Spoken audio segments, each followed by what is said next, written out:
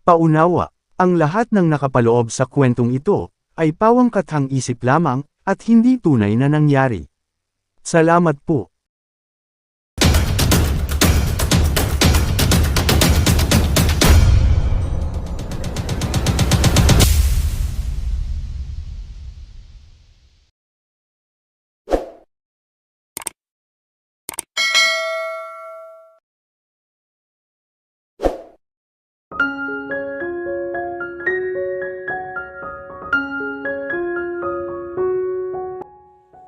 Sa murang edad, natuto akong mahalin ng isang Nathan Puentevilla.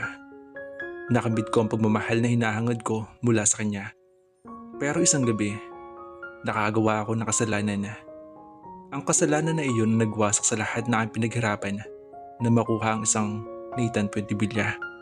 Ang kasalanan na nagawa ko ang siyang simula na ang kahirapan mula sa kanya. Laura, ano yan? Umuungot si Mirasol habang tinitingnan yung aking mga ginagawa. Humagikik na lamang ako. Oy, bakit? Ang cute naman na. Umiling ito at binatukan ako. Sira ulo ka na ba? Alam mo naman na napakasuplado nun. At obvious naman na hindi ka gusto. Hindi ako nakinig sa mga dakdak na aking kaibigan. Kahit kailan, hindi niya nagustuhan ang pakikitungo sa akin ng lalaking gusto ko. O mahal ko na talaga siya. Sa tuwing nakikita ko siya, iba talaga yung tibok ng puso ko. Kahit mula nung una kita ko lang sa kanya, iba na talaga yung impact niya sa akin. Alam mo, suportahan mo na lang kaya ako. Kaibigan kita, di ba? Sabi ko. Kinuha ko pa iba pa at nilagay sa pictures album. Napaikot na lamang nito ang mga mata. Oo nga, kaibigan mo ako. Kaya nga concern ako sa'yo, di ba? 4th year high school ka pa lamang kaya. Ang tanda na nun. Ano naman? Alam mo, sa pag-ibig walang edad-edad yan. Ang mahalaga nagmamahalan sila. Humagal pa ako sa tawa, pero binatukan ako nito. Baliw ka talaga, ano? Kung si Jello na lang siguro bagay pa kayo. Ayoko sa kanya eh. Simpleng sagot ko. At in-ignore ang iba pa niyang sinabi. Mamayang hapon sasama ulit ako kina Papa. Gusto ko ulit siya makita.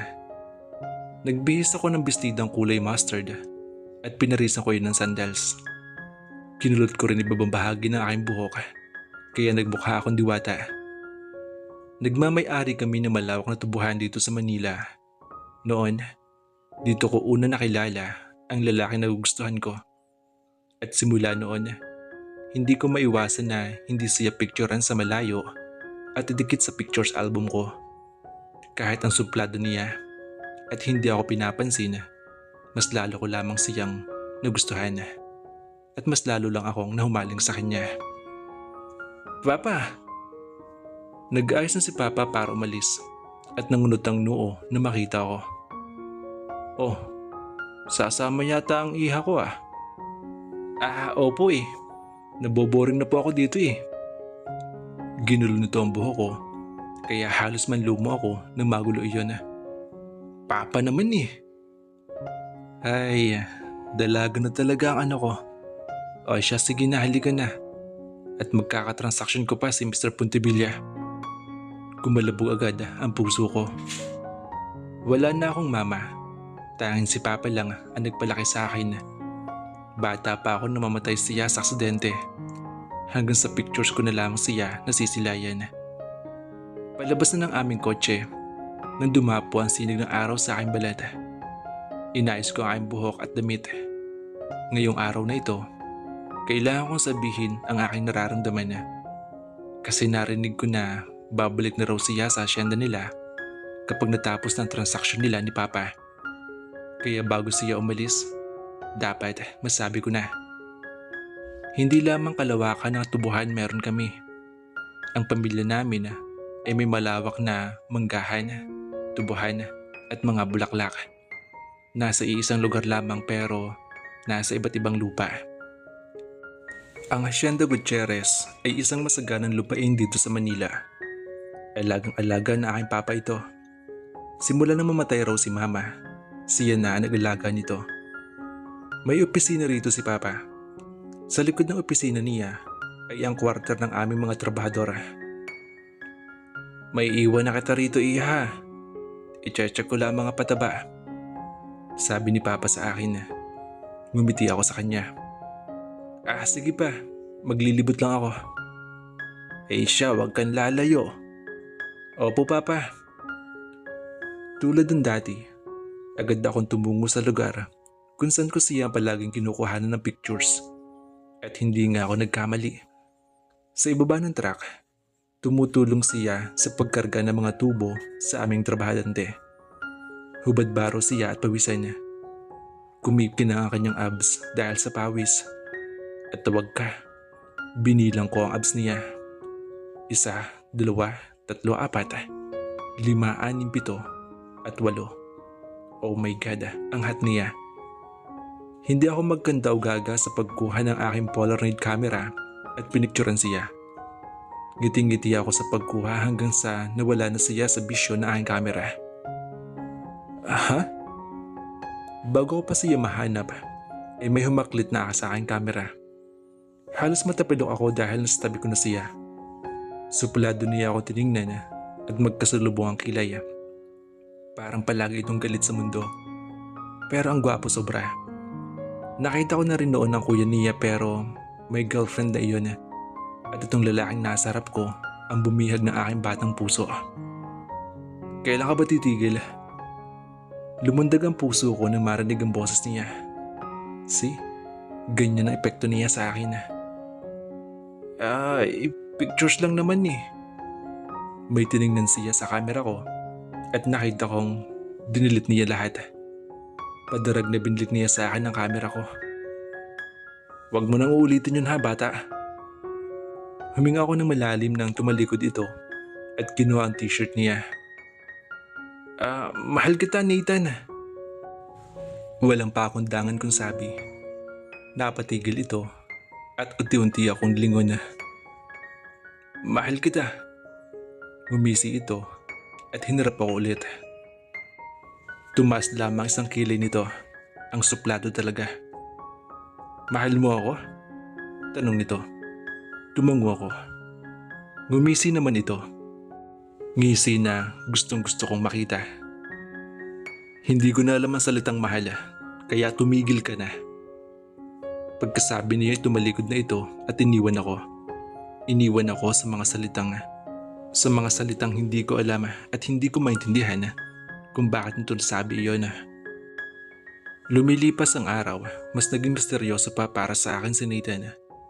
Bawat pagsuplado niya sa akin, habang minamasdan ko siyang nag-aayos ng pagkakarga ng tubuhan, mas lalo na ako nababaliw sa kanya. Hindi ako susuko hanggat hindi ko nakukuha ang isang Nathan Puentevilla. Bata pa man ako, alam kong hindi na matitibag ang aking nararamdaman para sa kanya. Ang kaibigan kong sinasaway ako dahil masyado raw malaki ang agwat ng edad namin ni Nathan. Sino bang may pake? Laura, yan na naman.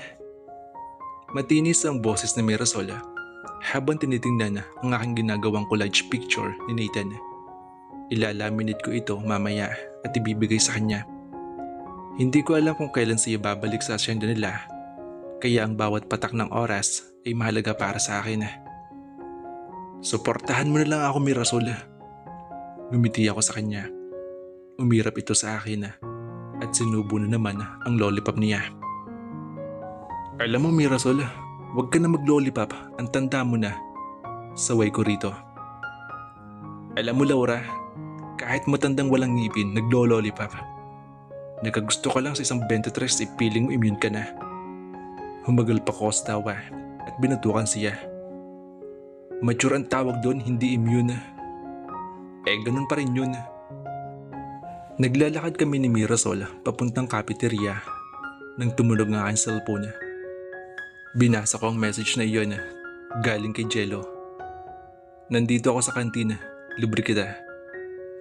Napailing ako na mabasa ang kanyang message sa akin. Tinungo namin ang cafeteria at nakita nag-iisa doon si Jello. Nakasuot ito ng malaking salamin at may librong dala. Siniko ako ni Mirasol. Ang gwapo, ano? Mirasol, hindi ko siya type. Si Nathan ang gusto ko. Bulong ko sa kanya. Inirapan naman ako nito. Katulad pa rin ng dati, tinulungan na naman ako ni Jello sa aming projects at assignments.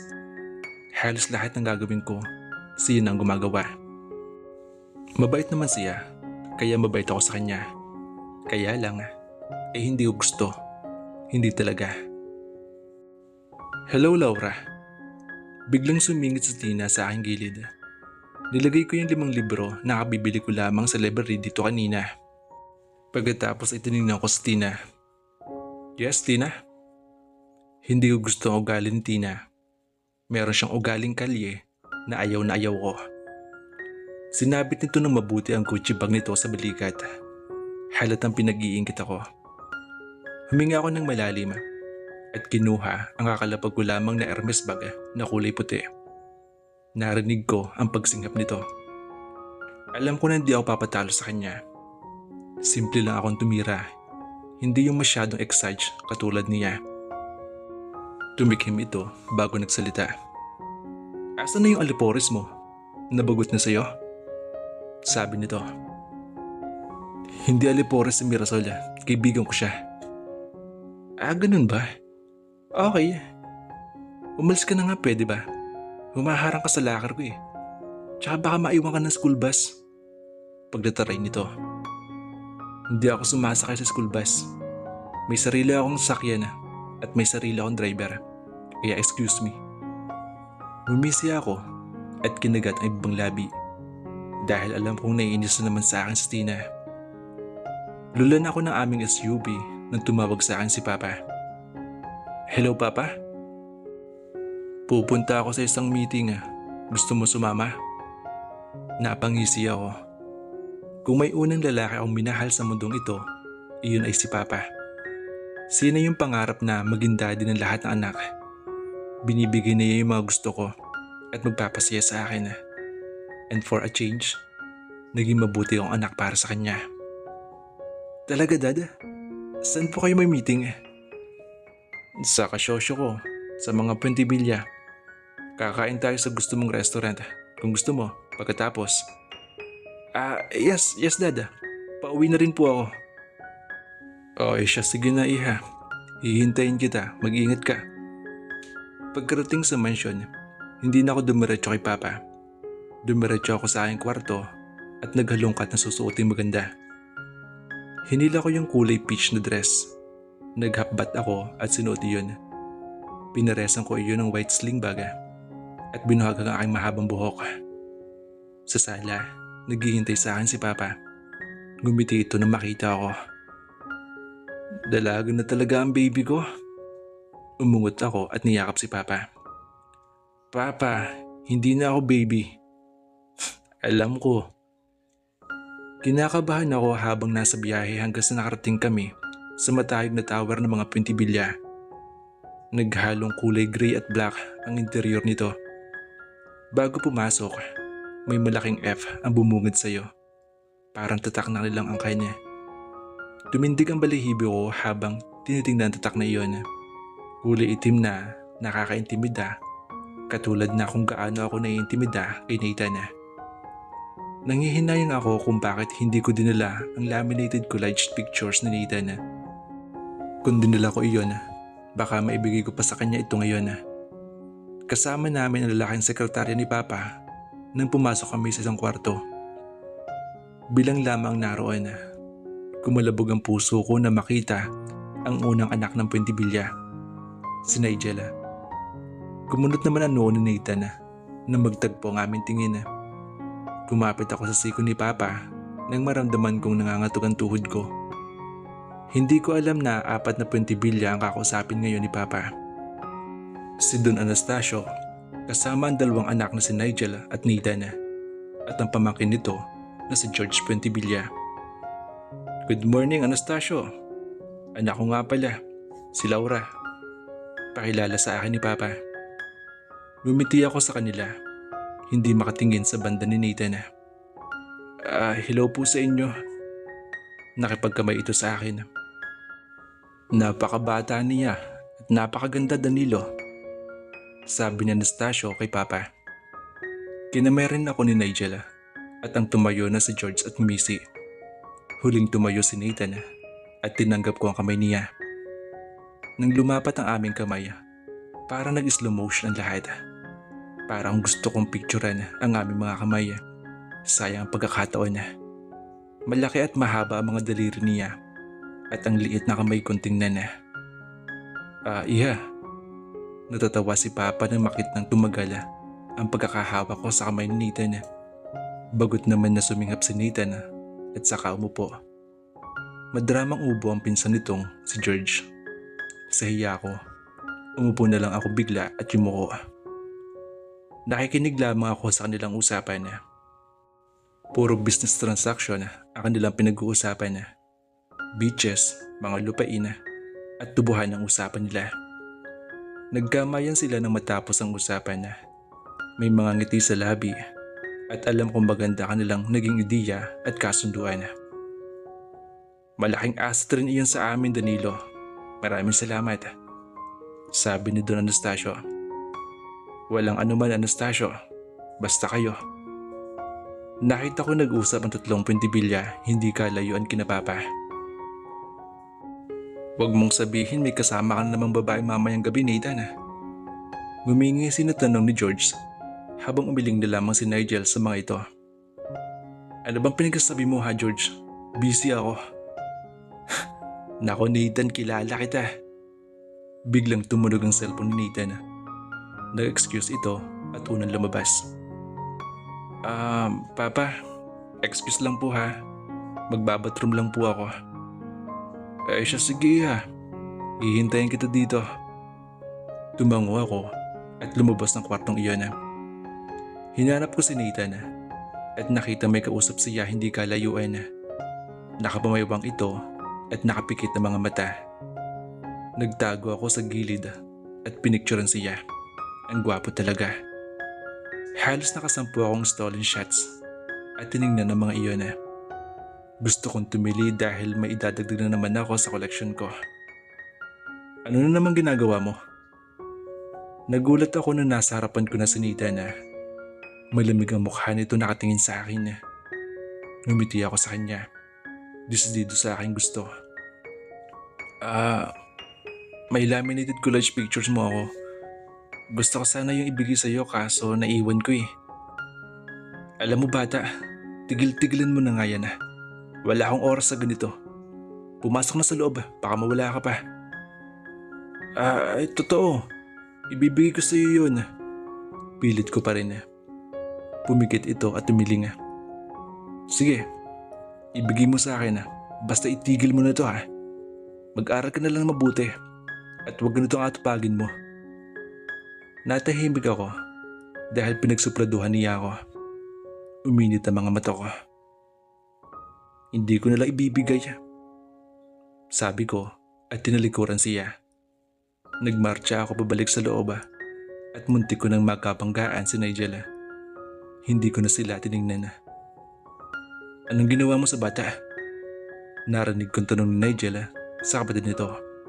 Pagkatapos ay sinara ko na ang pintuan. Hindi ako nawalan ng pag-asa. Kung may pagkakataon, sumasama pa rin ako kay Papa kung pupunta siya sa asyenda. Minsan, nakikita ko doon si Nathan. Minsan naman hindi. Kung makikita ko siya, halos 2 tingin lang ang binibigay niya sa akin tapos wala na. Habang ako naman, natatapilok na kakatingin sa kanya. Alam mo kasi Laura, si Nathan matanda na para sa'yo. Ang tipo nun mga matured na. Tingnan mo to.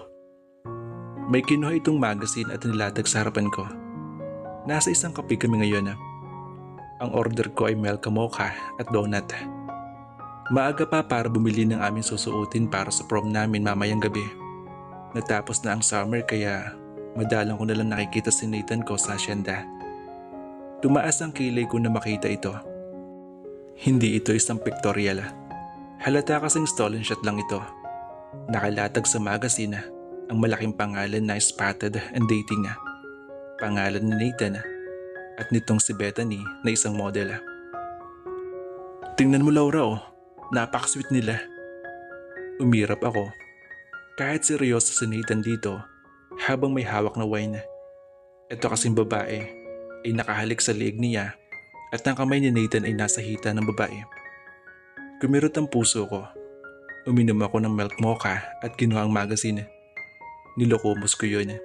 Pinunit, ginutay-gutay at tinapak-tapakan ko ito. Umawang naman ang bibig ni Mirasol at halos matawa. Wala akong pake. May gusto pa rin ako kay Nathan. Magbe-break din sila. Halos isigaw ko yon sa panggigigil. Sumimangot si Mirasol. Pilit na tinatakpan ng pagtawa. O siya, minahon ka diyan.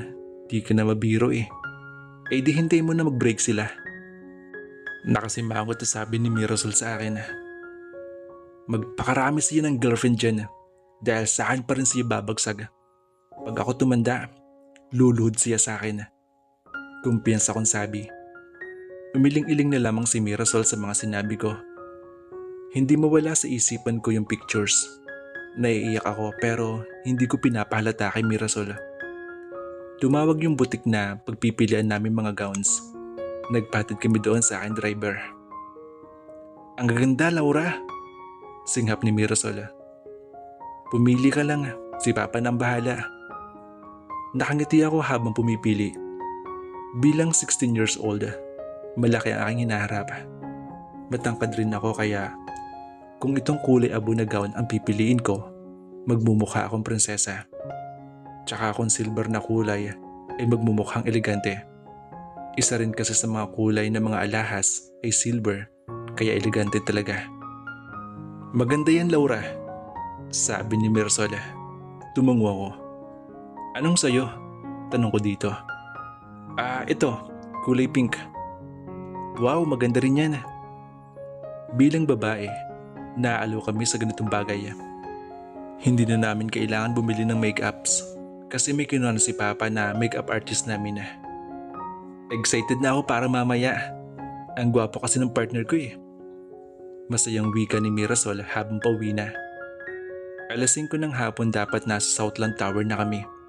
Doon gaganapin ang aming proma. Noon, nakatingin lang ako sa mga nagaganap pero ngayon, mararanasan ko na yun.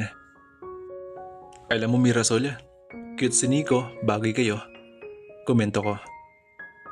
Talaga? Siyempre cute talaga yun. Ikaw, mag-isa ka lang. Bakit kaya di ka niyaya ni Jello? Torpe yun eh. Sibling sabi ko, habang busy sa kakatext kay Papa. Nasa bahay na raw siya at naghihintay na rin mag-make up sa amin. Sa bahay na kami dediretso ni Mirasol. Halata nga eh, sabi nito. Pagdating sa bahay, inatupag ng mga katulong aming binili at inayos para susuotin nilang mamaya. Kumain kami ulit at natulog para may energy mamayang gabi. Magaan ang katawan ko nang magising ako alas 3. Halos sabay kami ni Mirasol na nagising. Hindi lang ito ang unang beses na dito siya natulog. Mahilig siya mag-sleep over at ako rin sa kanilang bahay. Oh my, excited na ako. Ako rin, sabi ko. Magkatabi kami at nakaharap kami sa vanity mirror. Inaayusan ako sa buhok habang siya ay minimake-upan pa lang. Normal sa edad ko ang ma-excite sa ganito. Lalo na magsuot ako ng gown niya para ako isang prinsesa. Nadipin na aking panga dahil sa kulot kong buhok. Ang ganda mo, Laura, puri ni Mirasol. Nakangiti lamang mga professional namin taga-ayos. Hindi ko maiwasan na kabahan habang pababa ako na hagdan. Nakangiti si Papa na makita ko. Lumapad lalo ang ngiti ko dahil nakikita ko sa mga mata nito ang saya. Ang ganda-ganda talaga ng iha ko. Dalagan-dalaga na. Salamat po, Papa. Hinalikan ako nito sa noo. Hinaplos niya rin aking buhok. Iha, may pupuntahan akong mamaya. Baka hindi kita mabantayan sa prom mo. Natawa ako sa sinabi ni Papa. Okay lang yun pa. Kaya ko naman sarili ko. Tsaka, andyan naman yung driver ko, di ba? Siya sige, basta tawagan mo lang ako ha. Paalala nito. Opo, Papa. Tsaka isa naman sa mga sponsor na eskwelahan ninyo ay ang mga Puntibilla. Magkaibigan kami, kaya may magbabantay naman sa iyo kung sakali. Biglang lumundag ang puso ko. Dinidinig ba ni Lord ang mga hinaing ko? Halos hampasin ko si Mirasol sa loob ng kotse. Aray Laura, ginugulo mo yung buhok ko. Umirap ako at inayos ang buhok niyang hindi ko naman nasira. Baka raw naroon ng mga Puntibilla, Mirasol. Hindi naman sinabi na si Nathan baka papa niya yun. Sabi ng kaibigan ko. May point siya. Well, bahala na. Think positive lang ako. At saka, wala makakasira ng gabi ko. Wala ni sino man. Kumikina ang labas ng Southland Tower.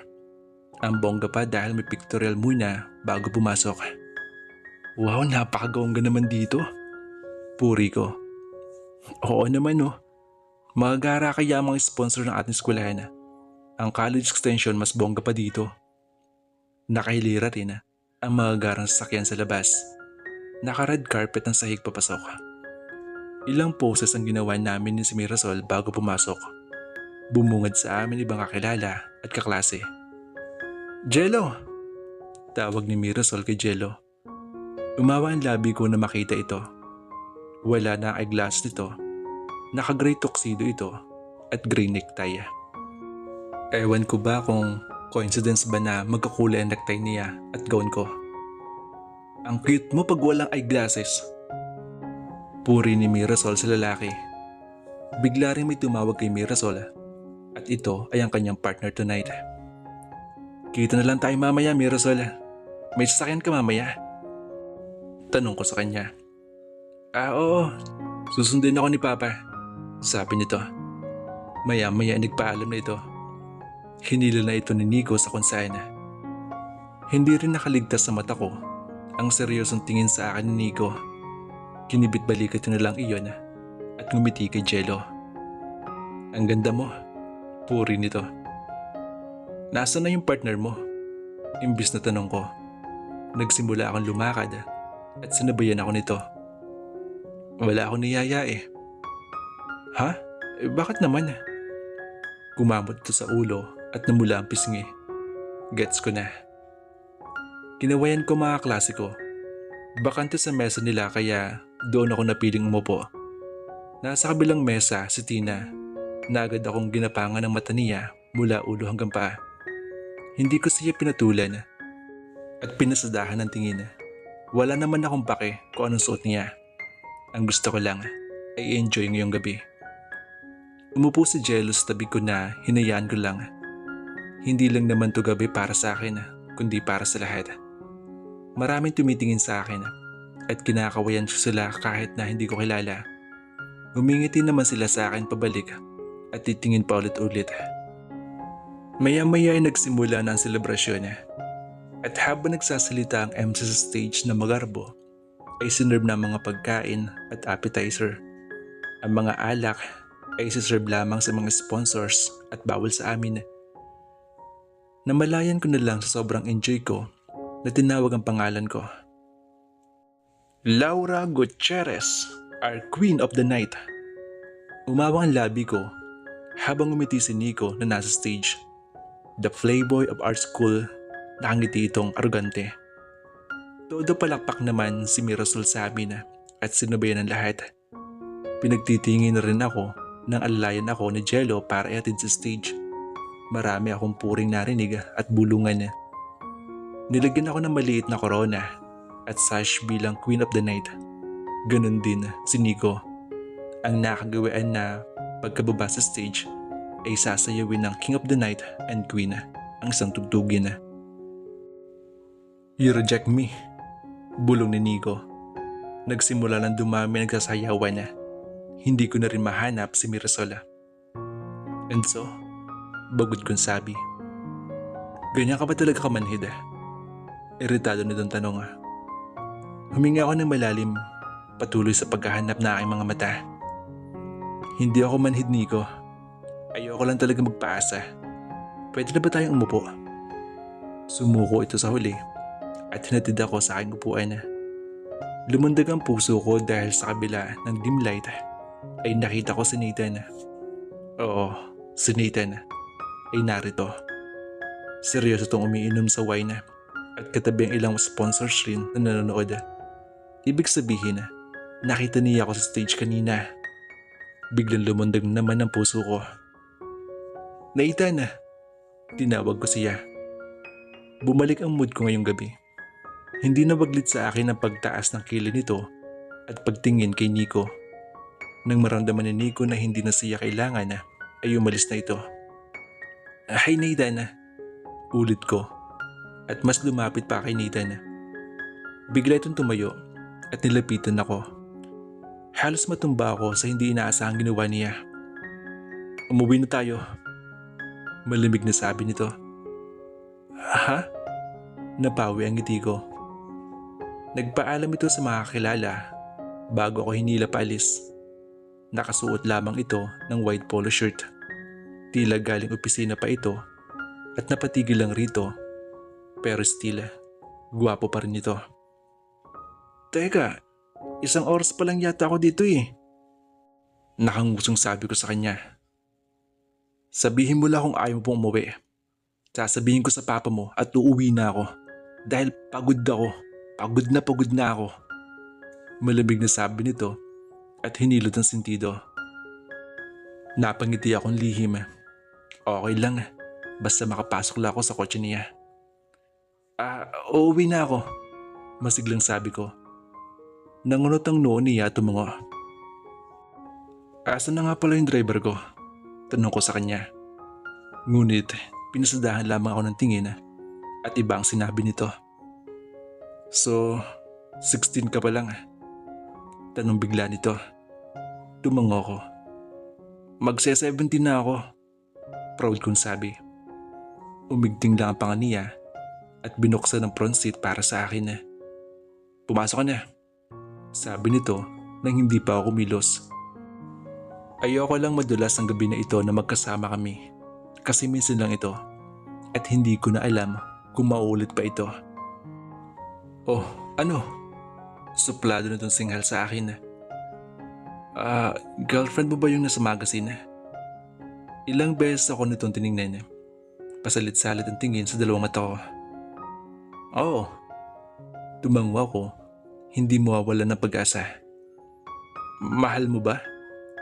Mas lalo nagtagpo ang kilay nito. Hindi. Tsaka ano bang tanong iyan? Naiinis sa sabi nito. Nananakit ka ba ng bata? I mean, katulad ko. Yung edad ko. Tanong ko sa kanya. Mas lalo umigting ang panga niya sa tanong ko. Na wala na siya na pagtitimpi. Ay, hindi. Halos magdiwang ako sa sinabi niya. Pwede ba pumasok ka na nga? Suplado nito sabay ulit sa akin. Saglit. Sabi ko. Hinila ko ang manggas ng polo niya at kinawit ang kamay sa kanyang batok. Salamat sa takong na meron ako. Dumampi ang labi ko sa malambot niyang labi at amoy ko ang wine na parang mint ang lasa. Iyon ang first kiss ko. Naniningkit ang mata nito sa aking ginawa at lumawang ang labi. Ismak lang iyon. Hinagod niya ang kanyang buhok at hindi makapaniwalang tinignan ako. Nakita ko kung paano siya pumikit ng mariin at hinilot ang ulo habang ako ay nakangisi at sapo ang labi na may laway niya. Dinilaan ko pa ito. Para bang mamatay ako ng oras na iyon. Pwede ba Laura, pumasok ka na nga? Nanggigigil na singhal ito sa akin. Tila na-stress sa aking ginawa. Okay boss, nakangiti kong sabi. Lumagapak agad ng pintuan na nakaupo na ako sa loob at natagalan siya sa labas. Gusto kong matawa dahil nakita ko siya nakapamayuwang at nakitingala tila malaki ang problema. Padahas na niluwagan nito ang necktie na suot at inunbutton ang polo nito na tila nasasakala. Oh my God, mahal ko na talaga siya.